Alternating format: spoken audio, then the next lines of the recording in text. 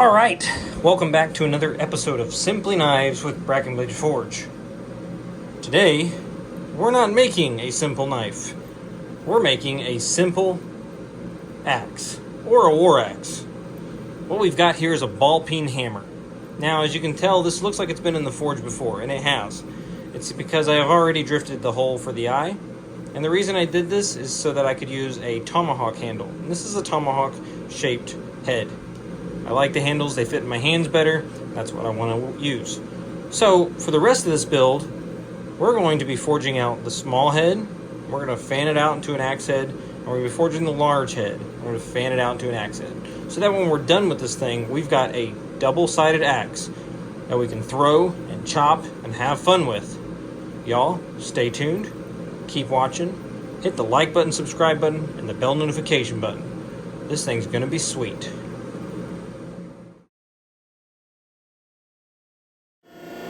One of the things to note in this build is the press is not necessary. It just speeds the process up a lot more. And the same goes for the 2x72s you'll see later. You can do all of the edge grinding, beveling, and things like that, profiling, with an angle grinder only. You don't need this fancy setup to get going and make your first axe. This just makes it a lot faster.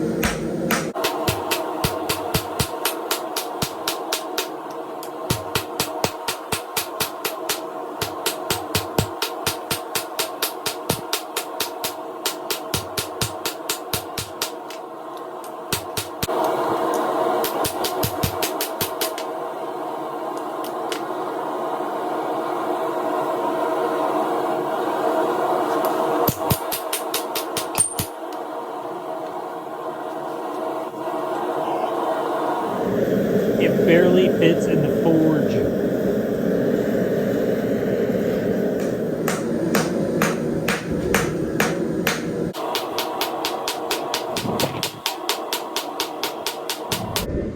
Now, of course, I did not forge this to a complete forge to finish shape.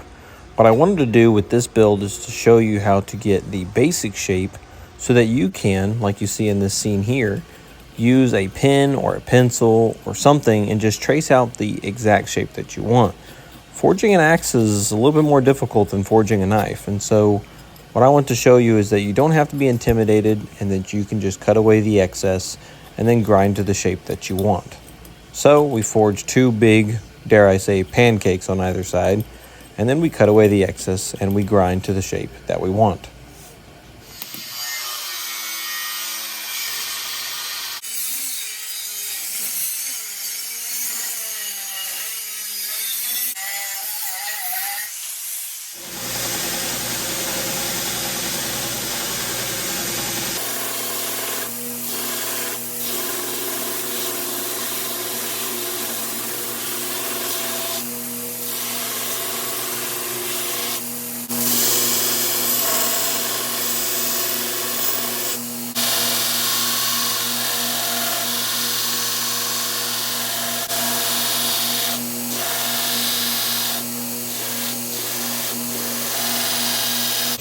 One of the things that I like to do is to keep the blade of the axe vertical with the grinder so that I have more surface area on the grinder to grind a flatter and smoother blade.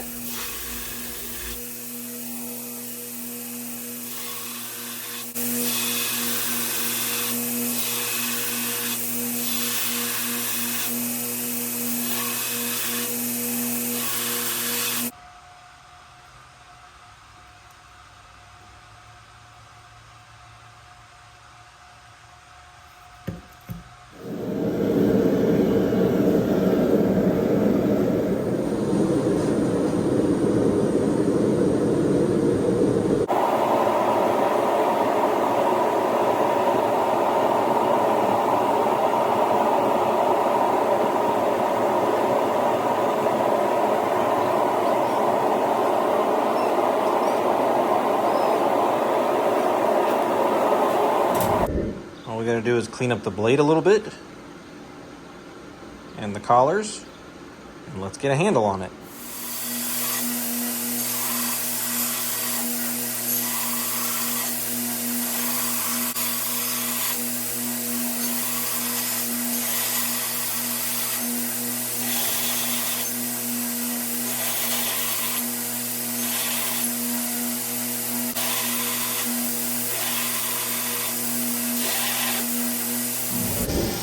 I know some of you are looking at this going, whoa, that's extremely risky and extremely dangerous. If you don't have a grinder that can reverse or slow down or anything like that, what you'll see me doing here is grinding in the areas and keeping the points away from where it will pull.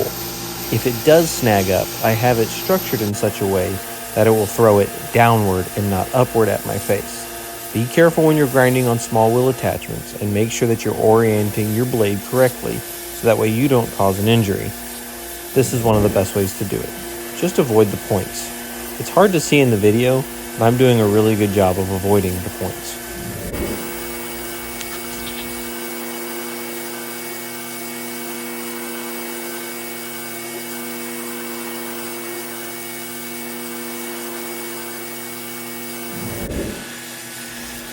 So just to overstress this point, again, surface conditioning belts are extremely grabby and they like to snag tips and points. So as you'll see, I am keeping all the points and the tips down, especially when I'm grinding the profile, and then the blades themselves, I'm keeping the tips and the points down. Do not let surface conditioning belt grab the tips. They like to grab. So now that we've got our primary beveling done and the cleaning up of the axe head, we're going to move forward and we're going to buff the spots that we want to buff, mainly being the two blades on each side of the axe head. We have a red one, a pink one, and a white one. This is a Combat Abrasives buffing setup. The buffers we purchased and we built the bench and all that, but the buffing wheels comes from Combat Abrasives.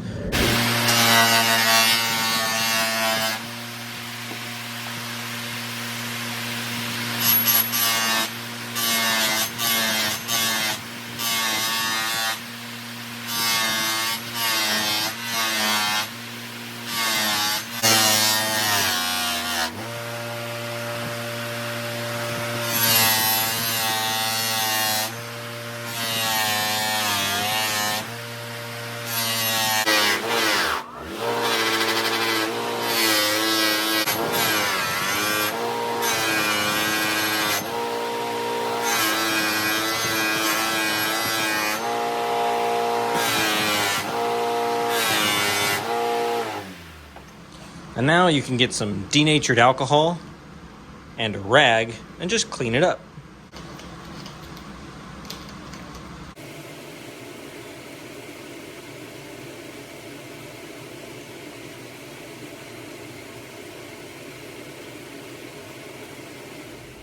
So for the purpose of today's video, we used a ball peen hammerhead, forged out both ends, and opened the eye up with a drift.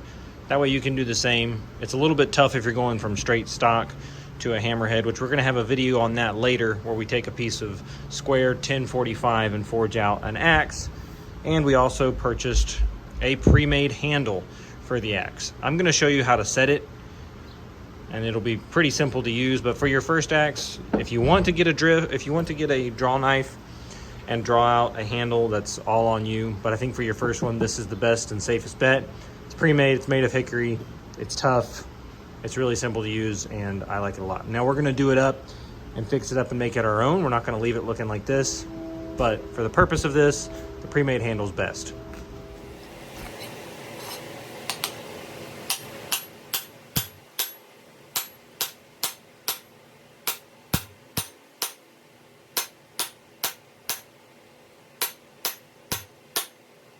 So there you have it. The handle is on the axe head and it's set.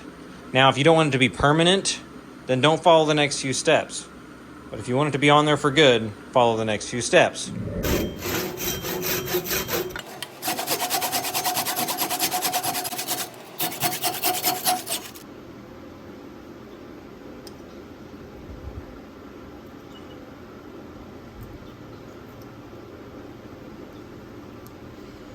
Don't tell my son, but this is his knife.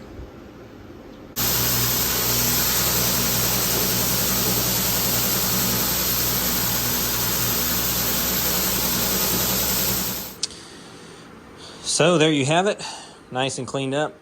We're going to take one of these wedges and we're going to place it right in the center and hammer it in.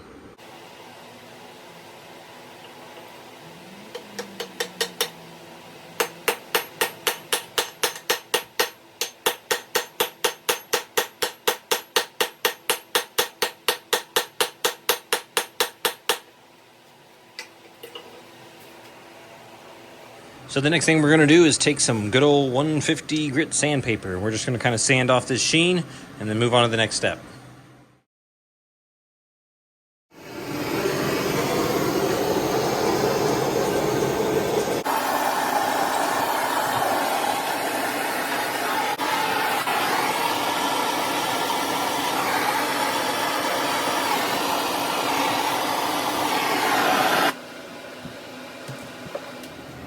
Now take some 220 and just kind of sand over all the rough edges.